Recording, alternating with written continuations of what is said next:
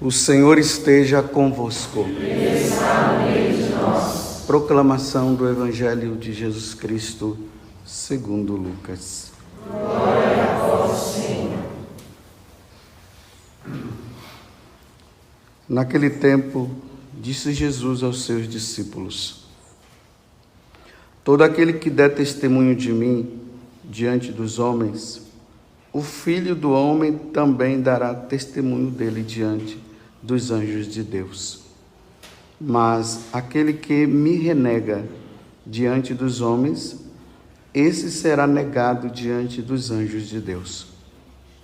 Todo aquele que disser alguma coisa contra o Filho do Homem será perdoado, mas quem blasfemar contra o Espírito Santo não será perdoado.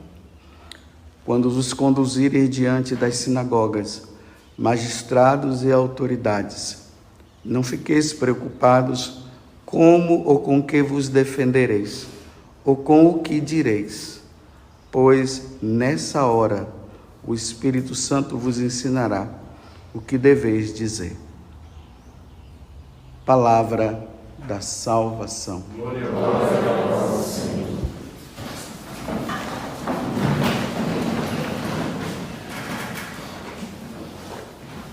Continuamos aqui com o capítulo 12 do Evangelho de São Lucas. Ontem nós demos início a esse capítulo.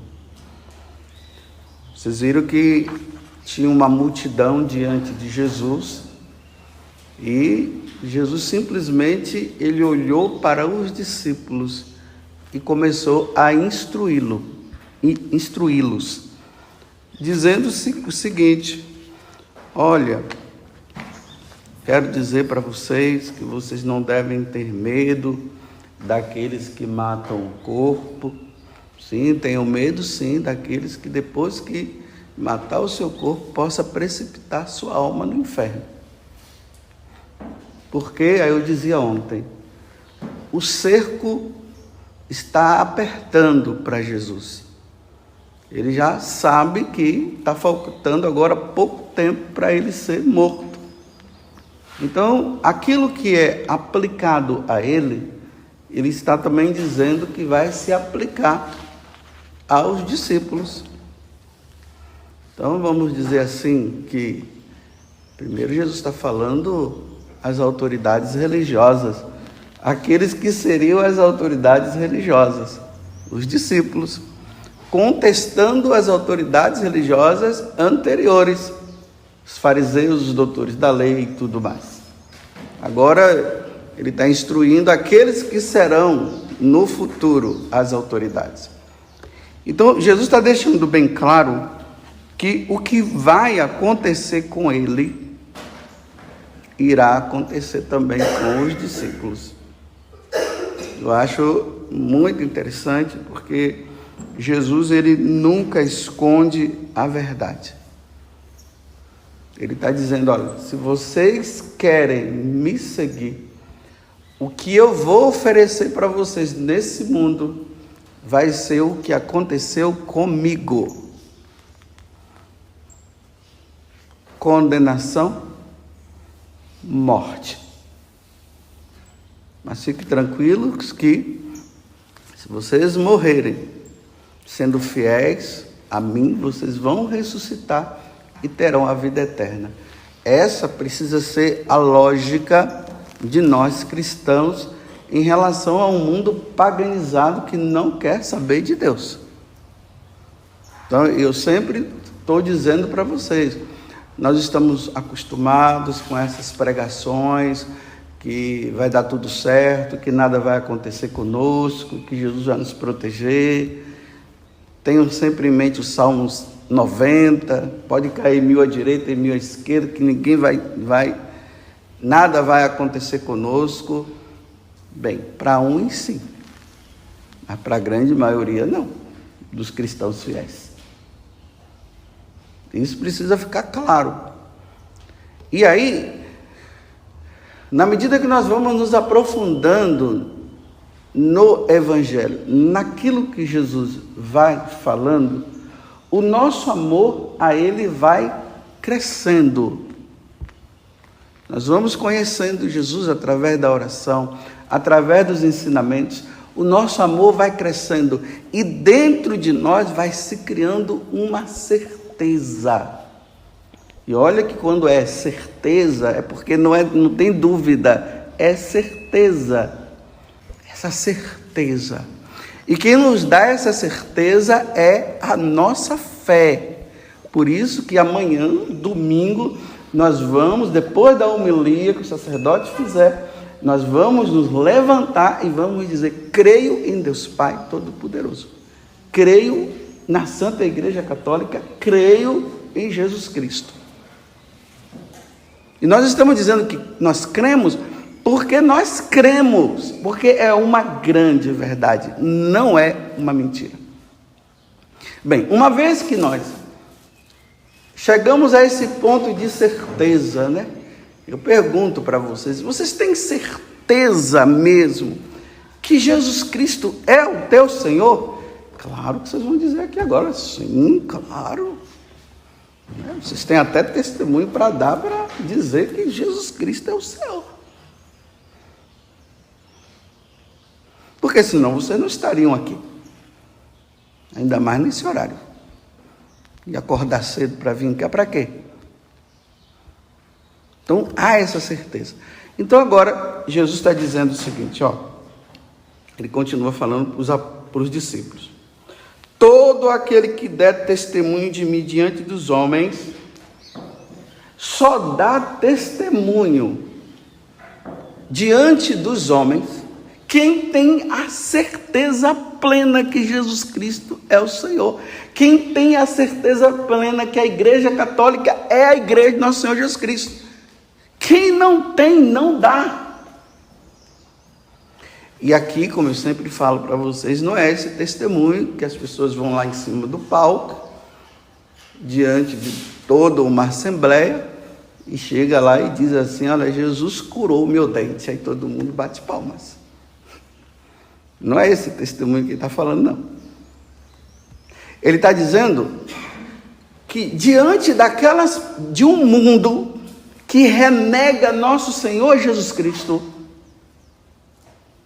que colocou Jesus no lixo, que blasfema contra Jesus, que condena a igreja, que fala mal da igreja, que diz que Jesus não existe. É diante desse mundo que aqueles cristãos que têm certeza que ele está na igreja certa e que Jesus Cristo é o Senhor, é esses que vão dar testemunho diante dessas pessoas. Só que são a maioria. Aí,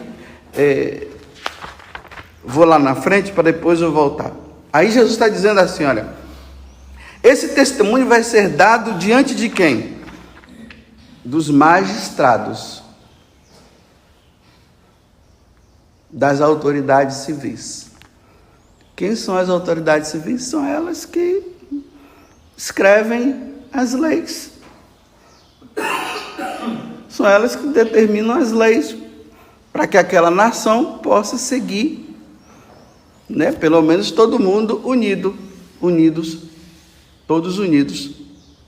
Então, diante dos magistrados, ele está dizendo, diante dos juízes, que é a mesma coisa, né? Deixa eu ver aqui. E as autoridades, está vendo? E as autoridades religiosas. Ele está dizendo, eles vão colocar as leis dizendo assim, fora Jesus Cristo. Jesus Cristo não é Deus, coisa nenhuma. Igreja Católica está fora. Queima essas igrejas. Matem os padres para pararem de ficar fazendo a cabeça das pessoas em relação a esse tal Jesus Cristo, porque matando eles não vão ter quem fale.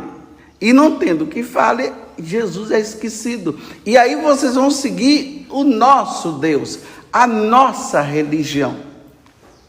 E quem seguir o nosso Deus e a nossa religião, não vai ter nenhum tipo de sofrimento.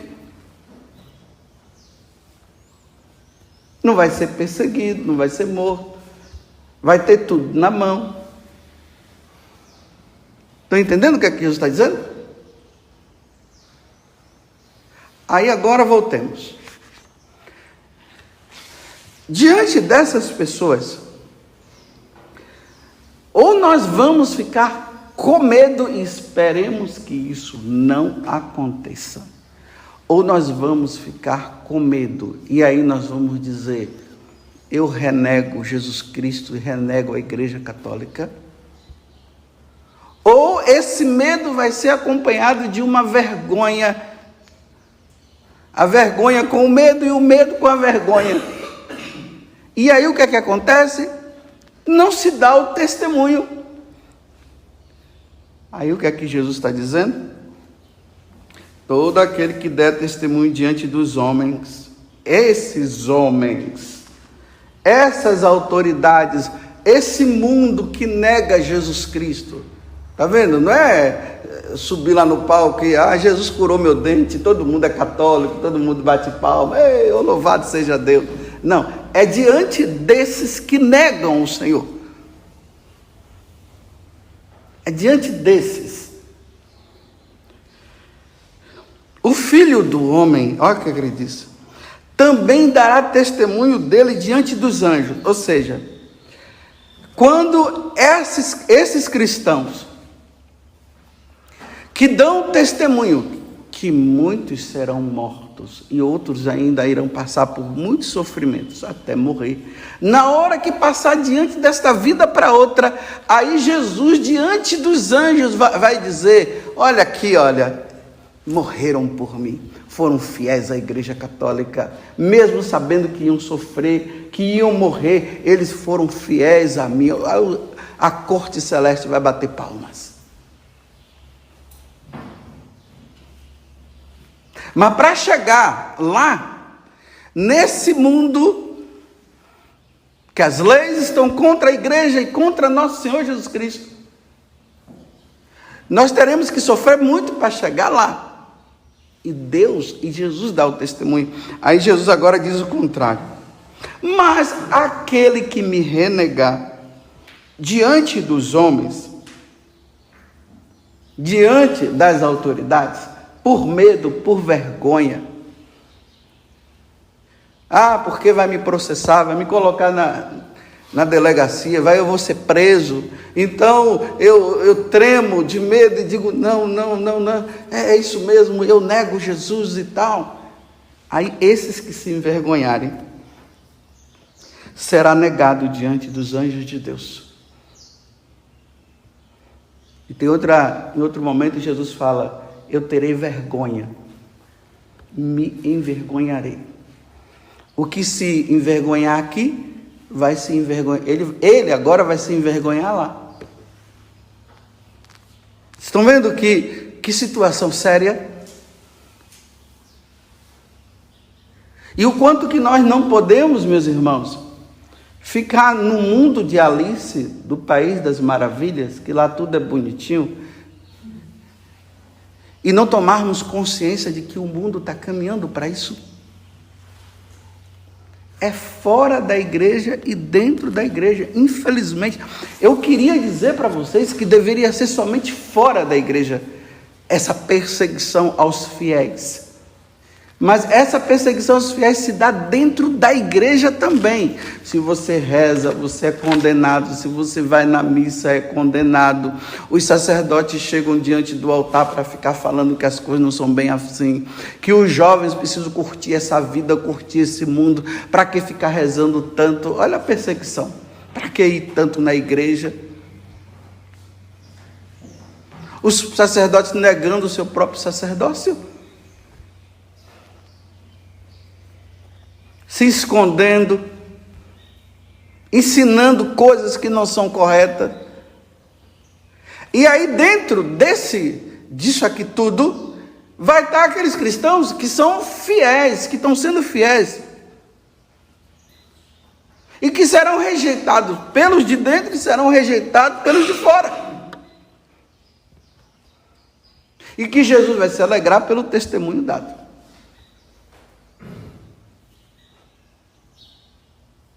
Estão vendo que situação? Olhe o mundo e diga se eu estou errado no que eu estou dizendo. Só se você estiver no mundo da Alice, lá, né, com o coelhinho brincando por lá, com ele, correndo na floresta, com a rainha, né? E você diz assim, eu não estou vendo isso não. Negar isso já começa o princípio do medo. Negar essas coisas, essa realidade, já é o princípio do medo. Então, quando uma pessoa, ela quer sair da realidade, ela inventa uma história na cabeça dela, e ela vive com essa historinha lá. E quando se fala em relação a essas coisas, ela diz, não fala dessas coisas não quero saber disso, e fica ali no mundinho dela, escondido. Aí depois surta, porque não quer enfrentar a realidade. Satanás conseguiu inventar tanta mentira que as pessoas hoje chegaram ao ponto de entender que a justiça divina não existe. Bem, o ateu vai dizer bem assim, olha, como é que um Deus que vocês dizem que é tão bom, depois vai lançar você no inferno? Aí os cristãos dizem assim, não, realmente Deus é tão bom que Ele não vai nos lançar lá. E aí, baderna, orgia, diz ser seguidor de Jesus, mas numa vida errada. É assim que nós estamos. Não acredite, não fique muito iludido com igreja cheia não, viu? Essa ilusão de igreja cheia, nossa, aquela igreja lá tão cheia. Está cheia, muita gente, apinhado de gente. Mas e aí, estão levando uma vida santa? Ou estão só indo lá para receber cura, libertação, disso e daquilo, receber um grande milagre, que está prometendo milagre, a pessoa vai, recebe milagre e começa na vida sem vergonha.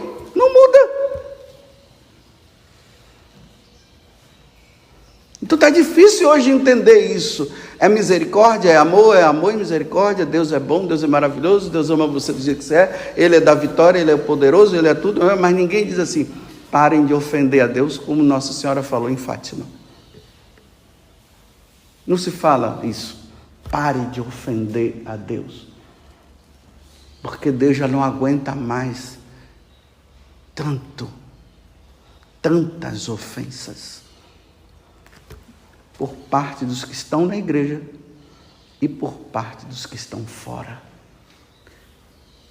E muito mais pelos que estão dentro da igreja. Porque os que estão dentro da igreja conhecem a Deus, pelo menos acham que conhecem, né?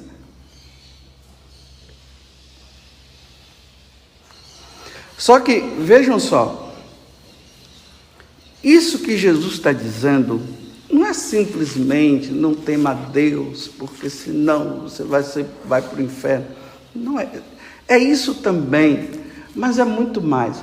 A nossa vida cristã, nós devemos ir nesse caminho de perfeição, como Santa Teresa fala, tanto lá no livro da vida, como no caminho de perfeição, que são os dois livros que ela escreveu, tem o terceiro também, né, que é como é aquele lá das moradas? Castelo Interior, né? Mas esses dois, ela faz um itinerário para mostrar que dentro de nós deve crescer cada vez mais um desejo de ver Deus. A nossa vida de oração, ela deve nos levar a esse desejo. Tanto que Santa Teresa, quando era criança, né, sabendo que muitas pessoas estavam morrendo pela causa de Jesus, os mártires, ela sentiu o desejo de querer morrer como eles, para ir logo para o céu. Então ela pega o irmãozinho dela, faz a cabeça do irmão, e diz, vamos lá para nós, porque nós queremos, eu quero ver Deus, vamos lá para a gente ver Deus e tal. Então os dois saem, Aí depois um tio encontra e diz: o que é que vocês estão? Estou indo para onde? Volta para casa. Aí voltaram para casa. Mas dentro dela, já na fase de criança, porque ela foi bem educada na lei de Deus, nas coisas de Deus. Se os pais dão Deus, os filhos vão querer Deus. Mas ficar dando um monte de coisa por aí, não vai querer Deus, né? Vai querer as coisas. Então eu quero ver Deus. É isso que a vida de oração nossa deve nos levar. Eu quero ver Deus. Eu não tenho outro desejo aqui na terra a não ser esse: ver Deus. Ver Deus, estar com Ele. Isso é o caminho de perfeição. Não é simplesmente para chegar ao estágio da 7ª morada, né? Nossa, aquele daria da 7ª morada. Tá? Tem que chegar na 8ª. A 8ª é a visão beatífica. É morar com Ele. É estar com Ele. Não é esse caminho de santidade para viver aqui na terra, as levitações da vida, e vai de um lado para o outro, voando por aí. Não, não é isso. Isso é pouco ainda. É preciso desejar mais, muito mais, é Deus. Então, nós precisamos chegar a um estágio de desejo de Deus tão grande que para nós, se forem nos matar, é um bem maior que está fazendo. Pode matar, agora eu vou ver Deus. É assim que os mártires iam. Mas enquanto nós vivemos uma espiritualidade voltada apenas para esse mundo, servir a Deus aqui, querer Deus, viver com Ele, e Deus fazendo prodígios e maravilhas, e todo mundo se alegrando, batendo palmas, nós não vamos querer estar com Deus na vida eterna. Você quer ver se uma pessoa, ela já entrou num grau de santidade e de desejo de Deus, é se você perguntar para ela assim: qual é o seu maior desejo? Qual é o seu sonho? Ela diz, se ela tiver num grau de santidade, de entendimento de quem é Deus, ela vai dizer: o meu maior desejo é que Deus me levasse agora para eu estar com Ele. Se você ainda não chegou nesse grau, meu filho, você ainda está num ritmo muito pequeno. Não chegou ainda não. Se você chegar lá no Carmelo e perguntar para uma carmelita: e aí, se Deus, qual é o seu maior desejo? Ela dizer: eu quero ver Deus. Eu já demorei demais nessa terra. Eu quero estar com Ele. Essa carmelita já está na 8ª morada, não é na 7ª. Mas não, eu ainda tenho que rezar muito, tenho que oferecer muito sacrifício pela igreja e tal. E não entender, ainda não chegou. Santa Teresa levou mais de 19 anos para chegar a esse ponto. Ali rezando, meditando, contemplando, até que ela teve aquela conversão dela, né? Olha, já era meio convertida, né? Já era uma mulher de Deus, não viveu uma vida mundana. Por isso que a igreja coloca virgem e doutora da igreja. Não viveu uma vida desregrada. Não experimentou, entre aspas, o mundo como nós vemos o mundo hoje. Mas lá dentro do Carmelo ainda precisou passar por uma outra conversão. Aí, a partir dessa conversão, quando ela vê Jesus flagelado, aí ela começa a chorar desesperadamente. Tu me amas de uma forma grandiosa e eu só te ofendo, meu Deus. O que eu posso fazer para te amar mais? Olha só. E aí começa essa vida dela de sacrifício, de reforma do Carmelo, e o desejo cada vez mais de querer Deus, assim. Se você chegar para um padre e falar a mesma coisa: padre, o senhor desejaria, se Jesus pedisse para o senhor morrer, o senhor ir ao encontro dele hoje, o que é que você iria dizer? Se ele dizer: vamos parar com isso, vira a boca, essa boca para maré de vazante, não entendeu nada. Ele ainda não é um sacerdote segundo o coração de Deus e de Nossa Senhora. Ele ainda está voltado para esse mundo. Ele ainda está apegado. Agora, vejam só, como é difícil para um casal que já tem os seus filhos querer ir para o céu logo. É difícil. Aí a Paula já balançou aqui a cabeça, dizendo, confirmando. Por quê? Os filhos. Tem as filhas. Tem o esposo, tem a esposa. Deixar o meu esposo? Agora não. Deixar os meus filhos? Não, eu quero ver. Eu não só quero ver os meus filhos crescerem, eu quero ver os meus netos. Aí aqueles que ainda estão mais apegados, eu quero ver os meus bisnetos. E os que estão mais apegados, os tataranetos. Não me leva não, eu quero ver, aí vai, né? Por causa desse vínculo afetivo que existe entre um e outro. Agora, deveria ser assim, como a mulher lá do livro dos Macabeus. Vai, meus filhos, daqui a pouco nós nos encontraremos lá. Ela eleva o desejo de estar com os filhos, mas não aqui na terra, no céu, na eternidade. Mas como é difícil? Para Santa Teresa era fácil, ela queria ver Deus. Não era casada, não tinha filhos, não tinha esposo. Aí no final da vida dela,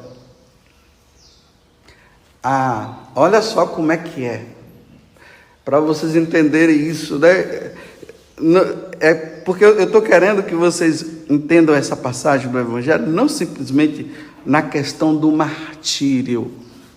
O medo, não tenha medo daquele que pode matar o seu corpo. Não, é no sentido de, esse mundo não existe nada mais que me apegue, a única coisa que eu quero é ver Deus, é estar com Ele. Então, podem matar. Vocês entenderam? Esse desejo é um desejo. Aí na hora que ela está prestes a morrer com 67 anos, e eu tenho uma certeza interior que eu não vou chegar aos 70 não. Eu não vou chegar, eu acho, mas pode ser coisa da minha cabeça. Já estou com 55, então falta 15 anos. E eu estou louco para chegar a essa hora. O que é que pode me apegar mais aqui? A Canção Nova? Canção Nova. Me apegar a Canção Nova? A vocês que moram aqui? Que nada. Eu quero ver Deus. Vocês já estão enjoados. Esse desejo. Aí ela fala para a irmã que estava acompanhando ela naquele momento. Ela disse bem assim: finalmente, irmã, estou indo ao encontro daquele que eu sempre desejei. E aí morre. Olha que morte linda. Não, mas irmã, ainda tem ainda Carmelo para fundar. Funde vocês aí. Chega. Vão fundando vocês. Agora se vire, a minha parte eu já fiz. Agora aquele que eu sempre desejei já está me chamando, quero ir ao encontro dele. É assim que todo cristão deveria viver. Nós passamos, meus irmãos e minhas irmãs, a vida nessa terra desejando ver Deus e querer estar com Ele. Eu vou repetir, se você ainda não chegou nesse grau de desejo, você ainda está patinando, você ainda tem seus apegos. Deus ainda não é Deus na sua vida. O Deus da tua vida são as coisas. São as coisas que você faz, são as coisas que você tem. Então você não quer ainda largar isso. Mas é preciso chegar nessa vida de oração, nessa contemplação, nessa vida com Deus, de chegar o momento de dizer assim: meu Deus, quanto tempo eu perdi apegada a essas coisinhas aqui, e o Senhor é o dono de todas as coisas, é o Senhor que eu quero. Senhor, eu quero te ver, eu quero estar contigo. Vocês estão vendo que aqui não é um caso de pessoa que está depressiva e que está desgostosa da vida. Não, vive bem, mas chegou ao ponto de dizer assim: nossa Senhora, qual é o seu sonho? Imagina, vou terminar, viu? Um programa religioso, uma vez eu vi, aí perguntando ali para as pessoas que eram religiosas: qual é o seu sonho? Aí as pessoas religiosas que estavam lá: meu sonho é fazer uma faculdade.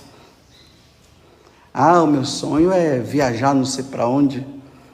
Meu sonho... Um religioso ainda está com o sonho de querer ver a Torre Eiffel? Meu Deus, é muito pouco. É muito pouco. A resposta de todos deveria ser a mesma: eu quero ver Deus. Eu quero estar no céu.